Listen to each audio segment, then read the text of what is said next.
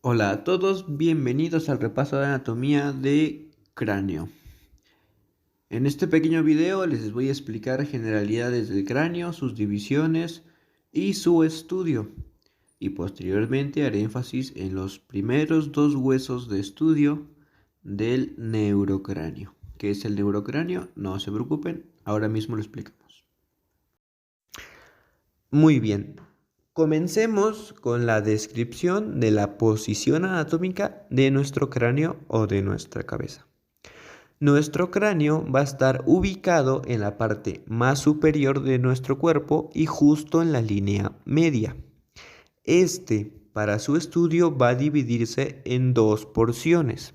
Una porción posterior y superior, que se va a denominar neurocráneo, y una porción anterior e inferior, que se va a denominar viscerocráneo. Comencemos describiendo el neurocráneo. El neurocráneo es un conjunto de 8 huesos cuya principal función es conformar la bóveda craneana o bóveda craneal en donde se va a albergar nuestro encéfalo. Este está conformado por 8 huesos, 4 huesos impares y 2 pares de huesos. Entonces, los huesos impares son simétricos, únicos y se encuentran situados en la línea media. Estos huesos son el frontal, el etmoides, el esfenoides y el occipital. Por otro lado tenemos los huesos pares. Estos van a ser simétricos, pero estarán ubicados uno a cada lado de la línea media. Y estos son los dos temporales y los dos parietales. Este conjunto de 8 huesos van a formar la bóveda craneal. Ahora, el viscerocráneo, también llamado macizo facial, es el conjunto de huesos que van a conformar la cara. Es un conjunto de huesos faciales. Este está conformado por 14 huesos, los cuales son 6 huesos pares y 2 huesos impares. En los huesos pares tenemos los cornetes nasales inferiores, los huesos nasales, los maxilares superiores, los palatinos, los lagrimales y los cigomáticos. Por otro lado tenemos los huesos impares, los cuales serán la mandíbula y el hueso vómer. Y este conjunto de huesos van a formar el macizo facial o viscerocráneo. Muy bien, ahora tomémonos un tiempo para explicar los huesos que van a conformar nuestro cráneo uno por uno. Hoy hablaremos de los primeros dos huesos de estudio del neurocráneo, el frontal y el etmoides. Ya más adelante habrá videos en los que explique los huesos restantes, pero por ahora iniciemos. Muy bien, comencemos con el hueso frontal. El hueso frontal es un hueso ancho o plano que se va a encontrar hacia adelante y hacia arriba, es decir, anterior y superiormente en el neurocráneo. Este hueso va a presentar 3 caras y 3 bordes.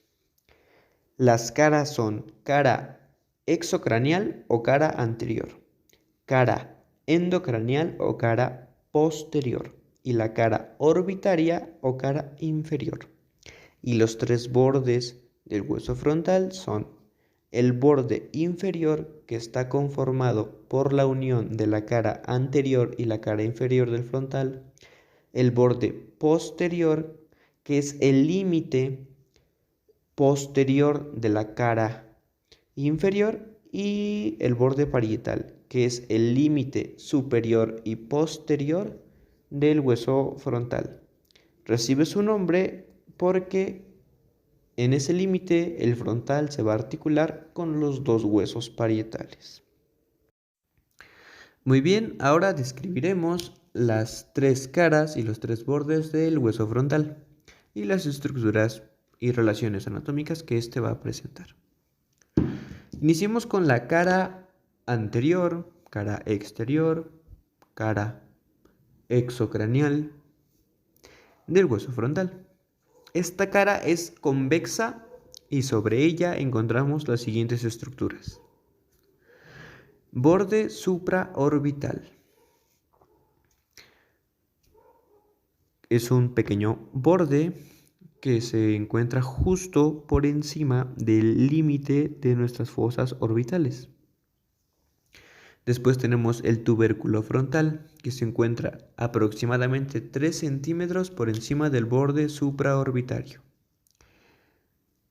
Podrían asemejarse a unos cuernos. Son dos eminencias frontales que presentamos justamente en el hueso frontal. Después tenemos los arcos superciliares, que son crestas que se extienden lateralmente a la glabela. ¿Pero qué es la glabela? Ok, la glabela es un punto antropométrico y ésta se sitúa entre los dos arcos superciliares. Encontramos, o podemos encontrar, porque no siempre es así, algo que denominamos como sutura metópica.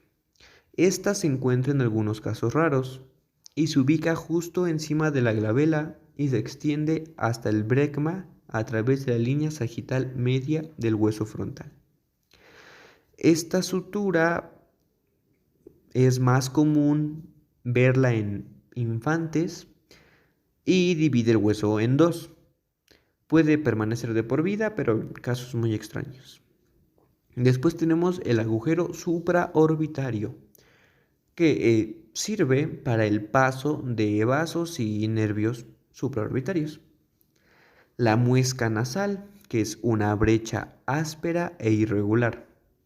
Y la espina nasal, ubicada anteriormente y en el centro de la muesca nasal. Esta se va a articular con los huesos nasales, que explicaremos más adelante. Ahora bien, la cara posterior o endocraneal del hueso frontal es más sencilla.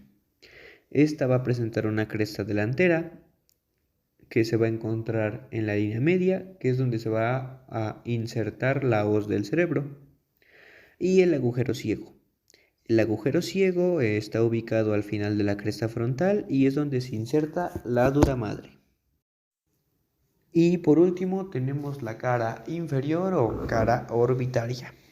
Esta recibe su nombre, claro, porque va a formar el techo de la órbita, es decir, va a formar la parte superior de nuestras fosas orbitales, que es donde se van a albergar nuestros globos oculares. Ayuda a formar la escotadura etmoidal, que separa las dos láminas orbitarias, y los ostium del seno frontal. Este hueso ayuda a la contribución de los senos frontales, ya que es un hueso neumático. En su vista inferior podemos encontrar estructuras como la espina nasal, que se va a articular con los huesos nasales. Podemos visualizar la cara orbitaria, que es donde van a descansar, a situarse en nuestros globos oculares. La escotadura supraorbitaria, que es el pequeño margen que delimita el inicio de la fosa orbitaria. La escotadura etmoidal. La fosa de la glándula lagrimal, que es donde se va a situar, es una pequeña depresión que va a albergar la fosa lagrimal. Y desde esta vista podemos observar el proceso o apófisis cigomática.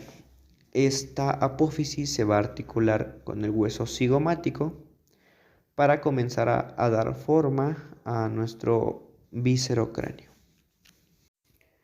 Y por último, la descripción de los bordes del hueso frontal.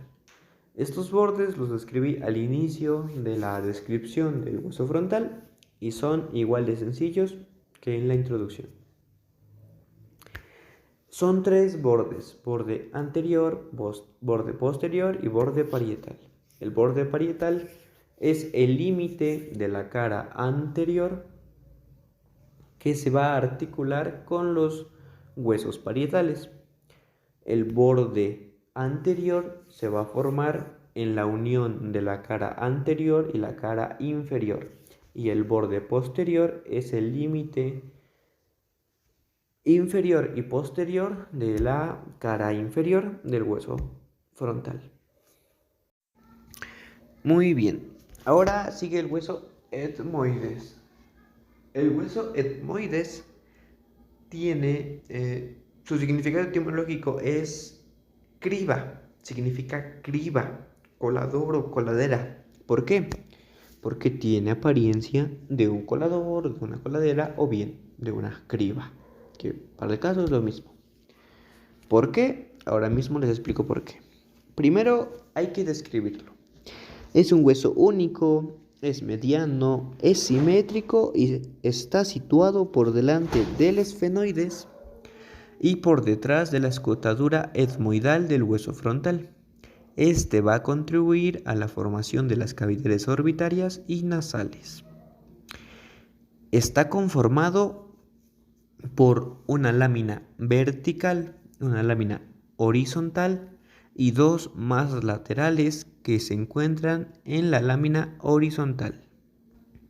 Este sería el esquema de cómo se forma el hueso etmoides. Comenzaremos describiendo la lámina vertical o perpendicular del hueso etmoides. La implantación de la lámina cribosa o lámina horizontal nos permite distinguir en la lámina vertical dos porciones, una parte superior o intracraneal, que sería la apófisis cristagalli, y otra inferior, que participa en la constitución del tabique nasal óseo, que es la lámina perpendicular propiamente dicha. La apófisis cristagalli es triangular y vertical. Esta se origina en el borde posterior del etmoides, por medio de una cresta que se eleva hacia adelante y hacia arriba. En esta se inserta la hoz del cerebro. El borde anterior de la cresta Galli presenta una escotadura media, limitada a los lados por las alas de la cresta Galli, que, articulándose con el frontal, determinan un conducto, el foramen ciego, y por él pasa una prolongación de la dura madre, y a veces una vena frontoetmoidal. La lámina perpendicular es delgada, larga y de forma cuadrilátera. Presenta un borde superior, un borde inferior, anterior y posterior. En el borde superior corresponde a la base de la cresta Galli. El borde inferior es espeso y rugoso, en el que se ve una bifurcación donde se aloja la porción cartilaginosa del tabique nasal. Este va a ser el que delimite las cavidades nasales en una izquierda y una derecha. El borde anterior, que continúa hacia abajo del borde anterior de la cresta Galli y corresponde adelante a la espina nasal del frontal. Y por último el borde posterior, que en su parte superior está bifurcado para recibir la cresta esfenoidal y en su mitad inferior, más delgada, corresponde al hueso vomer. Después tenemos la lámina horizontal. Esta es nada más y nada menos que la lámina cribosa del etmoides. Es de aquí su significado etimológico por su apariencia a un colador o a una coladera. Esta es rectangular, alargada de adelante hacia atrás y se articula con la escotadura etmoidal del hueso frontal en los bordes laterales de dicha escotadura. La presencia de la cresta Galli divide esta superficie en dos porciones antero-posteriores. Los surcos olfatorios, perforados por numerosos orificios sobre la lámina cribosa, en la que van a descansar los bulbos olfatorios. Y por estos orificios van a pasar los filamentos del nervio olfatorio. Y por último tenemos la descripción de las masas laterales o también llamados laberintos etmoidales. De los bordes laterales de la lámina horizontal se proyectan hacia abajo los laberintos etmoidales o masas laterales. Tienen una apariencia cuboide, es decir, que van a presentar 6 caras, están aplastados en sentido lateromedial e interpuestos entre la cavidad nasal medialmente y la cavidad orbitaria lateralmente. Las 6 caras son cara superior, cara anterior, cara posterior, cara inferior, cara lateral y cara medial, cada una con descripciones específicas. La cara superior contiene hemiceldillas irregulares que completan las de la escotadura etmoidal del frontal y su articulación va a constituir las celdillas etmoidales medias. Tiene además 2 surcos que en un cráneo articulado se transforman en los forámenes etmoidales anterior y posterior. La cara anterior es inclinada en sentido latero-posterior, se articula con el hueso lagrimal, posee cavidades o hemiceldillas que en un cráneo articulado se completan formando las celdillas etmoidales anteriores. Y más abajo presentan el borde anterior del cornete nasal medio, que se proyecta hacia las cavidades nasales.